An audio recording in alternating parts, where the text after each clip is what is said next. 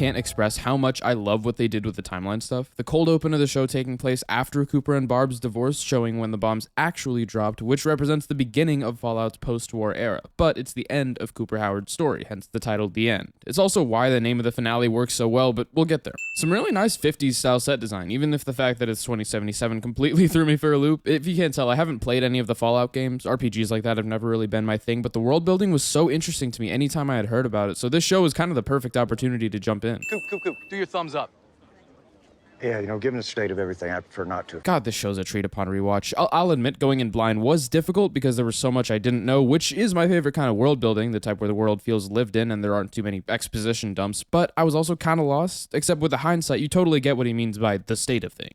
That's what you're famous for. Drop it, Bob? Drop what? A bomb? Oh, Jesus. I'm sorry, I can't do this. I can't do the weather if I don't even know if there's going to be a next week. Totally get it. I mean, if I was a news anchor, I would probably want to spend my last moments with my family rather than telling everyone else what they already know but keep denying. And if the cloud is smaller than you thumb, now you run for the hills. And if it's bigger than your thumb? They told us not to bother running. Gotta respect a man who's honest with his daughter when the end of the world is coming. But us cowposts, we take it as it comes, right? Ouch. Setup. This is the weight that the end of the world deserves. 3 straight minutes of pure dread. That's smoke, Janie. It's just a fire. Not sure if it was intentional, but there's the first of the show's many dark comedy moments. Just the timing of that cut. This shot is everything. Everyone innocently watching TV while the end comes.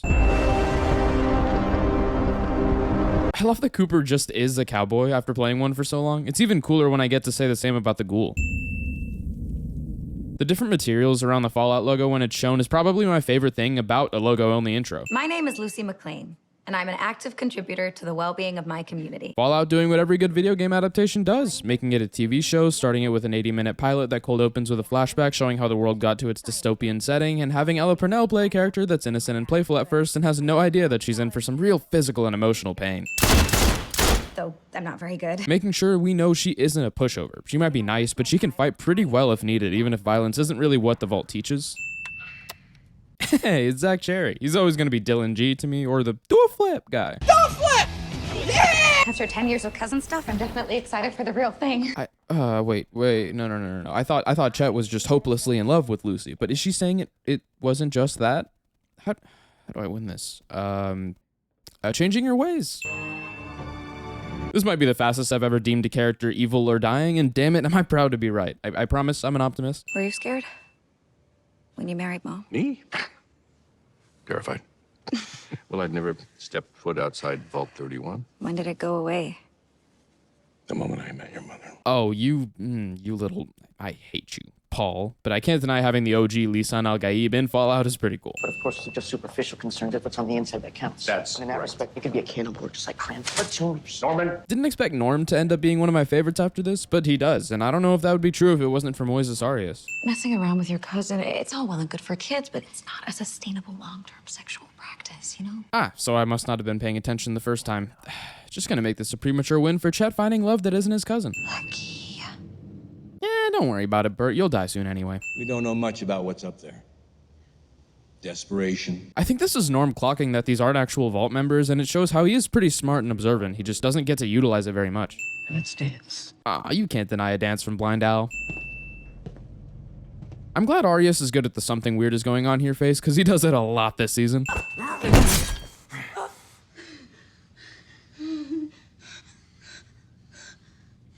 Damn, no fake out or anything. Yes, there's a pause, and yes, she was actually stabbed. Kind of an oddly specific one, but I'm surprised how little healing items make its way into game adaptations, and I think it's really cool that Fallout decided to adapt it. Perfect reaction. She's a great shot, but this is still her first time actually hitting a real person, so this expression's kind of the way to go. Priorities. Not even joking. If you're in Fallout and you see cake, you eat cake. Here's a win for keeping Woody alive here and the whole rest of the season. He did some terrible things, but he sure is protective of his daughter, which I can always respect. You look like your mother. Moldaver, you sly little... She had every opportunity to say this when Lucy walked in, but she waited until her dad was captured so that she could plant some intrigue into Lucy's mind. Wait, kicking your ass, you like that, huh? The one little kick Thaddeus gives to be part of the club. No matter how badly you want to be included, this isn't how. Can you identify this relic? Rooter? Yeah, Max isn't known for his smarts, mostly his morality and his endurance, and My cock. when you want moment-defining themes like the one for the Brotherhood and the T-60 armor, why wouldn't you hire the composer for Iron Man? Now that I think about it, it is actually really funny how that worked out. Ramin Djawadi just knows how to score metal. This is what makes Max such an interesting character. He's got a good moral compass, he endures pain, staples of any underdog character that's easy to root for, but there's also a darkness inside of him that's selfish, a part of him that makes ambition one of his weaknesses. There's a brighter side. That's just hilarious. The replacement of a sign that blatantly lies to you, all to cover up that something terrible ever happened. Kind of reminds me of that other show I just covered. Opening the outer vault door? Just for under a minute, okay? It's just enough time to... Okay, I know we're brainstorming here, and there's no bad ideas in a brainstorm. Woody is such a... Like, you know when you can tell something was made with an attitude of toxic positivity where all ideas were accepted, whether that's a movie, a show, or a video game? It feels like Woody would be that guy. They don't want to fight Dad. If they did, they wouldn't get to be in charge. Yet again, showing how smart Norm is. Hey, Davey. How's your day going? Bad as everyone else's.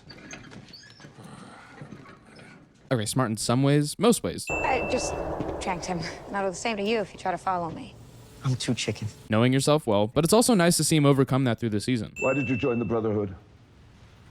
To hurt the people who hurt me? A nice look into what the Brotherhood values. We continue to see that he wants more than just revenge. He wants to be the hero that he always thought existed behind the armor of the guy that saved him, so this isn't that honest. But it's cool to see this come back around by the end, with Maximus finding out who destroyed Shady Sands. You're dismissed, aspirant. He's enjoying that promotion. You're telling me the supreme badass we're looking for is a godforsaken mutant? Hell, some respect. That's your prospective co-worker you talking about. Damn right, respecting the ghoul. Whenever somebody says they're doing one last job, that usually means their heart's not in it. Probably never was. But for me, well, I do this shit for the love of the game. I'm about to have so many wins for his iconic lines, aren't I? Oh, also Walton freaking Goggins. Well, you know what they say. Us cowpokes. We take it as it comes. And payoff. Probably the saddest, but also most badass one of those I've done. What did you guys think of Fallout's first episode? Let me know in the comments. It's completely up to you guys if you want to see me cover more of it. And let me know what you guys think of this pilot episode thing. I think it'll help me see if you guys vibe with the show before jumping into a video on the whole season. I'm also super excited because this means I might be able to give some brief thoughts on a lot of different shows I wouldn't have had time to fully cover, but yeah. Also, I don't know what's up with my voice, so I guess there's a nice switch up for you guys to start off 2026. Thank you, patrons and channel members, for the support, and thanks to every one of you for watching. Seriously, y'all are the ones making this possible. As always, you guys are an absolute win, and I'll see you soon.